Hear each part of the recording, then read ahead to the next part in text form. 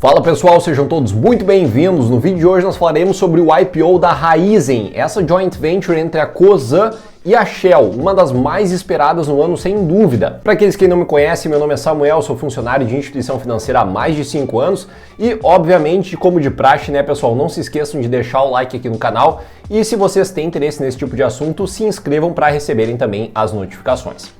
Galera, o IPO da Raízen é um dos mais esperados no ano de 2021. Por quê? A maioria dos investidores geralmente tem um pouco de aversão a IPOs. Tá, em primeiro lugar, né, pessoal, vamos voltar um pouquinho. O que é um IPO? A Initial Public Offering é quando uma empresa ela lança suas ações no mercado.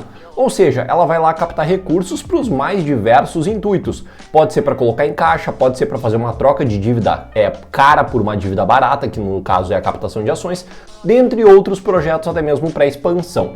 No caso da Raízen, pessoal, eles querem colocar em caixa, tá? Mas a gente vai falar sobre isso mais à frente, só para que vocês entendam qual que é a ideia desse IPO. E bom, pessoal, dentre os aspectos mais relevantes que a gente tem para salientar aqui é que as negociações da Raízen ainda não começaram em bolsa, tá? O período de reservas ele começou ali no dia 20 e terminou hoje na data que eu estou gravando esse vídeo, que é o dia 2 de agosto, sendo que a precificação dela deve sair aí nos próximos dias, tá?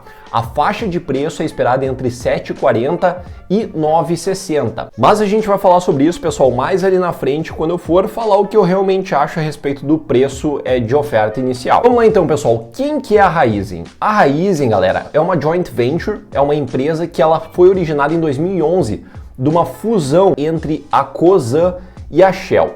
A Cosan, pessoal, hoje ela é a maior produtora de açúcar aqui do país, do Brasil, e a Shell ela tem uma grande rede de distribuição de postos de gasolina. O intuito deles foi justamente criar aqui uma das maiores produtoras de açúcar e também de etanol do país, que é o que eles já se consideram segundo o prospecto do IPO, que é aquele documento grande lá de 20, 30, 50, 100 páginas que eles lançam para o mercado para que as pessoas comecem a conhecer a empresa antes de fazerem as reservas de compra. E bom, pessoal, o intuito deles com essa parceria foi criar uma das maiores, segundo eles, a maior produtora de biocombustíveis do mundo. Hoje eles contam com mais de cerca de 40 mil funcionários. Pessoal, só para que vocês tenham uma ideia, Banco do Brasil, por exemplo, que é uma companhia de 200 anos, tem cerca de 80 mil funcionários. Ou seja, 40 mil funcionários é muita coisa, é uma empresa de um porte muito grande. Então a gente já começa a traçar algumas linhas que esse IPO ele não é tão comum como os outros que vêm sendo mais especulativos, pessoal. Por quê? Porque o investidor ele sabe que tem uma empresa maior por trás. Tem alguns problemas que a gente já vai falar ali na frente, que é em relação ao quanto de ações que vão ser emitidas para os acionistas de maneira geral, que é só cerca de 8%. Um outro aspecto muito importante, pessoal, é que a Cosan e a Shell eles fizeram uma estrutura totalmente verticalizada, que eles passam desde a produção da matéria-prima, que é a plantação, colheita lá da cana-de-açúcar, até o transporte e entrega para o consumidor final. Então eles trabalham de maneira totalmente verticalizada, ou seja, eles têm o controle do processo do início ao fim da cadeia, desde a produção até o consumo. Isso é algo importante porque eles acabam tendo uma previsibilidade um pouco maior, tanto do quanto produzir, quanto do quanto que eles vão vender também, porque eles já têm essa sensibilidade em relação à demanda. E bom, pessoal, só para que vocês tenham uma ideia do tamanho da empresa, do porte que eles estão vindo para a Bolsa de Valores, além de ser listada uma das 5 maiores dentro da Bolsa de Valores, a Raízen, pessoal, ela se coloca com 26 parques de produção de biomassa no sudeste brasileiro, fora que eles têm, segundo o prospecto, cerca de 880 milhões de hectares plantados. É considerada a maior operação agrícola do mundo, segundo eles próprios. E bom, galera, aqui a gente fez um prospecto geral da companhia. A gente teve uma ideia de quem que é a Raízen, da onde que eles se originaram, quem que são os controladores hoje, que no caso é a Shell e a Cosan, cada um vai ficar com cerca de 45,9% de participação da empresa e os outros 8% vão ficar para os demais investidores agora que manifestarem interesse pela compra de ações. Mas vamos ao que importa. O que realmente importa para nós investidores quando a gente vai olhar para essa companhia, se vale a pena sim ou não colocar no portfólio, galera? A gente tem que se perguntar se a Raízen tem capacidade financeira e tem capacidade mercadológica para continuar prosperando, crescendo receitas para que de fato ela gere um retorno para o acionista. Então, se a gente pegar e olhar os últimos anos de resultados, pessoal, que as empresas são obrigadas a abrir para os investidores no momento que elas vão listar as ações em bolsa de valores, a gente consegue perceber que a Raízen ela veio apresentando uma alta no faturamento dela de maneira geral desde lá de 2014 até 2020. Não vamos falar de 2021 porque ele até aparece no prospecto, mas ele teve uma certa... Ele não está completo ainda, obviamente, o ano, então a gente tem muita água para rolar. O que acontece? A Raízen, ela teve sim, de fato, um crescimento, tá, pessoal? Ela veio de uma receita operacional aí de 2019 de cerca de 103 bilhões de reais para mais ou menos 120 bi agora no ano de 2020 para 2021. Ou seja, eles estão apresentando um crescimento? Sim, isso é algo positivo. No entanto, galera, quando a gente vai analisar uma companhia, a gente não tem como ver somente o que ela gera de receitas. Afinal, ela pode ter uma despesa muito maior e não valer de nada gerar muito caixa, tá? O que acontece? A margem líquida, pessoal, da Raízen, aí já é uma visão minha listada pela companhia que já começa a ter um certo atrito entre a minha opinião pessoal e o que eu acho da companhia, é que a margem líquida deles é muito pequena, pessoal. Eles tiveram ali em 2019 uma margem líquida de cerca de 2,1%, para 2020 baixou para 2% e agora 2021 eles estão com uma margem líquida de cerca de 1,3%, tá, galera? É uma margem bem apertada, isso até nos faz lembrar um pouco do varejo, do setor de varejo, que é considerado muito arriscado aí por vários investidores grandes aqui no Brasil. E, querendo ou não, a gente tem que olhar para isso com uma certa cautela. Por quê? Apesar da empresa ter um porte grande, ter um know-how, que é um conhecimento de mercado muito robusto, nós não temos como ignorar uma fragilidade de margem líquida pequena. Afinal de contas, é muito fácil tu passar de 1% para algum evento esporádico e gerar um prejuízo para a companhia. Então é um ponto aí que a gente tem que ficar um pouco de olho. E agora sim, galera, falando de outro ponto que foi que me deixou um pouco mais inquieto em relação à Raízen, é que eles colocaram somente 8% das ações em livre negociação. Mas Samuel, beleza, o que isso impacta? Pessoal, quanto menos ações em negociação, mais o controle continua lá na mão da companhia. Não que isso seja necessariamente ruim, tá, galera?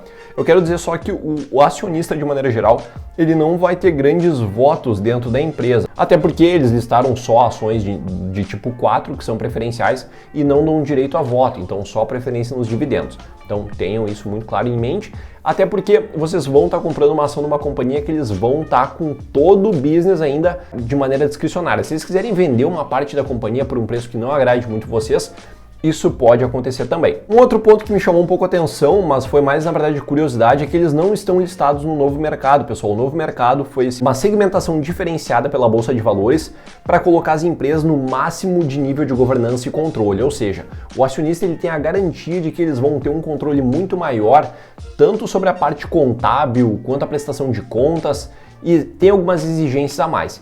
Ao invés, eles foram listados no nível de governança 2 da B3, que também tem uma série de exigências, mas não é o suprassumo como o novo mercado. Um outro ponto, galera, que daí eu chamo um alerta e que é o que de fato me faz ficar fora do IPO. Agora uma opinião pessoal, tá, pessoal? Isso não invalida o case, mas eu, Samuel, acabo ficando fora. Por quê? Eles lidam com commodities, pessoal.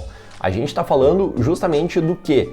De produção de açúcar, biocombustíveis, e toda essa parte eu não tenho aquele conhecimento tácito que muitas vezes um funcionário, alguém que trabalha há muitos anos na companhia e com o setor pode ter. E qual que é o problema disso? Muitas vezes nós não conseguimos antever o final de um ciclo, pessoal. Ou seja, a empresa ela pode se comportar de maneira cíclica por trabalhar com commodities. A gente vê isso com empresas que trabalham com celulose, com minério de ferro, como é o caso lá da Suzano com a celulose, como é o caso da Vale com minério de ferro, entre tantas outras, só um exemplo aqui. Então tem sim esse fator sazonal, pessoal, que se a gente não souber lidar com ele com cuidado, nós podemos aí passar por alguns anos em que o preço da ação vai ficar abaixo do valor de compra e que lá, por mais que a empresa continue com bons fundamentos, eu sei que muitos de vocês, e até a mim mesmo, pode causar algum tipo de desconforto. Então é um sinal de alerta que vocês têm que ligar o ponto de humildade e saber de fato se vocês têm o conhecimento suficiente para entrar ou não numa companhia dessas, tá? E bom, pessoal, eu tô falando de pontos negativos aqui primeiro, porque não sei o porquê, eu acabei decidindo essa ordem, e agora vamos falar um pouquinho dos pontos positivos da Raízen, que são vários inclusive, né, pessoal? Até porque eles são um dos maiores, eles são, segundo eles, o maior produtor aí de biocombustíveis e açúcar do mundo, tá? Então, o que a gente tem que ter noção aqui? Eles são os maiores. Isso é ruim por um lado, porque eles tendem a crescer um pouco menos.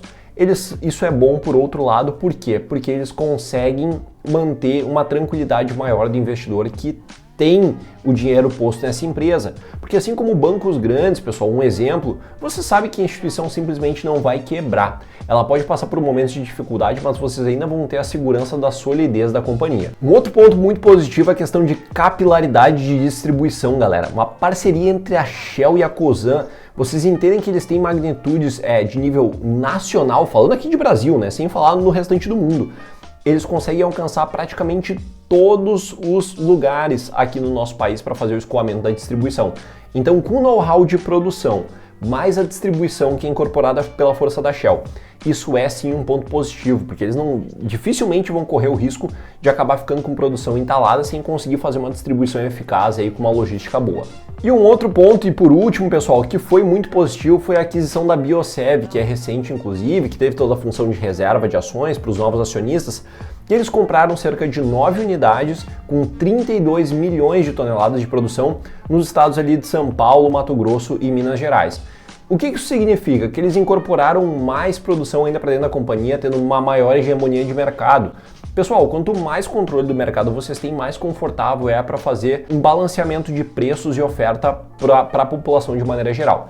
Então, sim, eles têm dominância, eles têm caixa, agora com a IPO, com a oferta inicial de ações, eles estão incorporando mais dinheiro ainda. Então, pessoal, o case pode ser interessante? Sim, eu acho que a vírgula que a gente tem que colocar aqui e botar um pontinho de exclamação no final é que vocês têm que ter conhecimento desse setor para poder investir nesse tipo de empresa. Tu não tem como simplesmente atirar numa companhia gigantesca que fala sobre produção de commodities sem ter o mínimo conhecimento, tá, pessoal? Eu acho que a gente tem que ser muito humilde nesse ponto para admitir ignorância em determinados casos e acabar ficando de fora. Outro ponto é que pelo fato de ser somente 8% que vai ser posto em circulação das ações, pessoal, e tá tendo muita demanda, já tá tendo muita especulação, é provável que com uma reserva aí sem trava, que é aquela que vocês já conseguem negociar rapidamente as ações, vocês vão acabar pegando uma porção muito pequena da reserva de vocês. E se vocês ficarem trancados, vocês não têm o controle de venda ou compra, tá? Então, eu, Samuel, particularmente, eu acabo ficando fora do IPO da Raízen, apesar de achar a empresa fantástica em vários aspectos, porque eu acabo admitindo essa ignorância que eu não tenho o conhecimento detalhado do setor para saber quando pode estar terminando um ciclo e eu poderia me prejudicar como investidor, tá bem? Se gostaram desse vídeo, não se esqueçam, deixem o like aqui, se inscrevam no canal, é muito importante para nós aqui, para conseguir crescer essa comunidade de investidores e para que eu cada vez mais traga boas informações atualizadas para vocês, tá certo? Um grande abraço, agradeço a paciência, terem ficado até o final, até a próxima, valeu!